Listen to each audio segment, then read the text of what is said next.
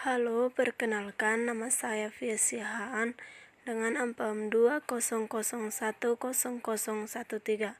Saya dari kelas PGA 1 dari Universitas HKBP Nomensen Pematang Siantar.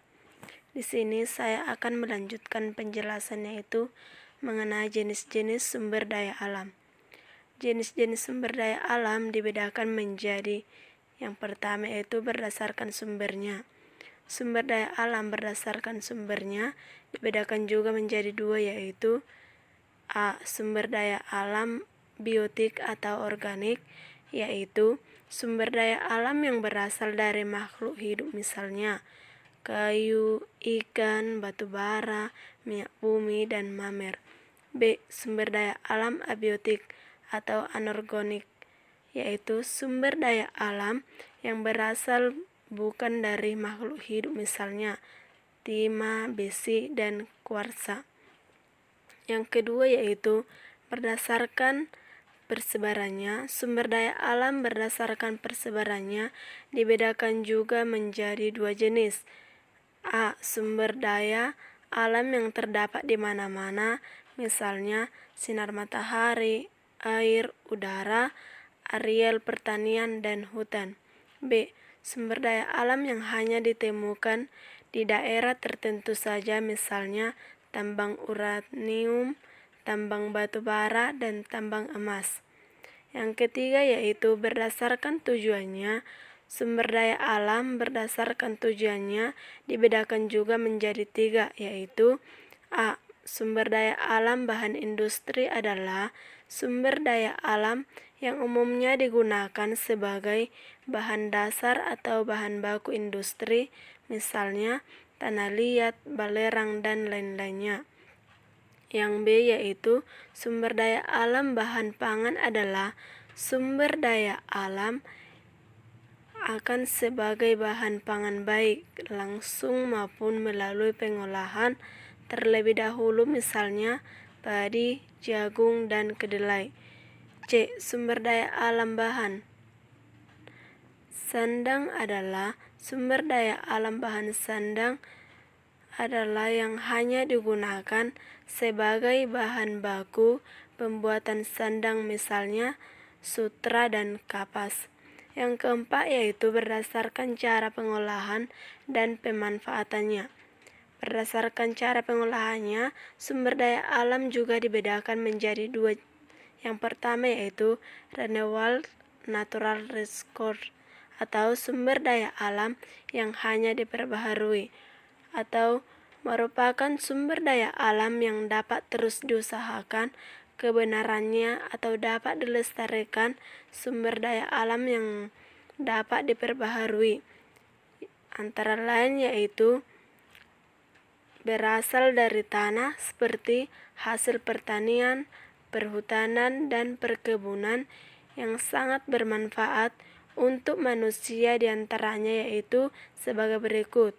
Yang pertama yaitu karet sebagai bahan baku pembuatan ban. Yang kedua yaitu kapas sebagai bahan baku tekstil. Yang ketiga yaitu tembakau sebagai bahan baku rokok atau obat.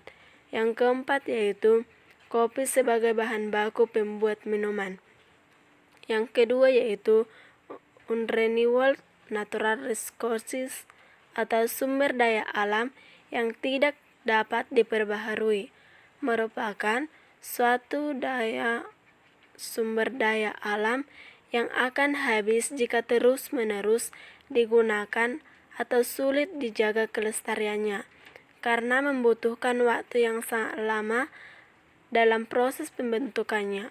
Sumber daya alam ini juga tidak dapat diperbaharui dan kemungkinan akan habis hasil tambang, diantaranya sebagai berikut. Yang pertama yaitu batu bara banyak digunakan sebagai bahan bakar untuk keperluan industri dan rumah tangga. Yang kedua yaitu minyak bumi digunakan sebagai bahan bakar minyak. Yang ketiga yaitu vaselin untuk bahan obat atau salep. Yang keempat yaitu parafin untuk bahan pembuatan lilin. Yang kelima yaitu berdasarkan sifat. Menurut sifatnya, sumber daya alam dapat dibagi juga menjadi 3, diantaranya yaitu A. Sumber daya alam yang terbarukan atau renewable, misalnya hewan, tumbuhan, mikroba, air, dan tanah. Disebut terbarukan karena dapat melakukan reproduksi dan memiliki regenerasi atau pulih kembali. Yang B yaitu sumber daya alam yang tidak terbarukan atau non-renewable, misalnya minyak tanah, gas bumi, batu tiara, dan bahan tambang lainnya. Bagian C yaitu sumber daya alam yang tidak habis, misalnya udara, matahari, energi pasang surut, dan energi laut. Yang keenam yaitu berdasarkan potensi. Menurut potensi penggunaannya juga, sumber daya alam dibagi beberapa macam, antara lain sebagai berikut. Yang A yaitu sumber daya alam materi, merupakan sumber daya alam yang dimanfaatkan dalam bentuk fisiknya, misalnya yaitu batu, besi, emas, kayu, serat kapas, rosella, dan sebagainya.